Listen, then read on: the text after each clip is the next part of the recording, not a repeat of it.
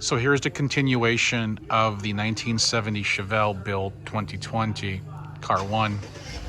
Underneath, beautiful core support, new radiator, as you can see, upper and lower tubular control arms, beautiful new painted 454 4-bolt main. We got the black Hedman headers there.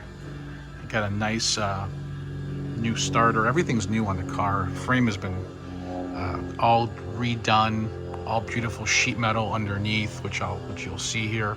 The exhaust is going to be a dual exhaust, which we're doing. Let's continue here.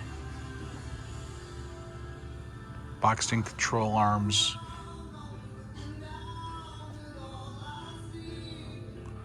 New gas tank. There's your 12-bolt posi rear end. 4-wheel disc brakes.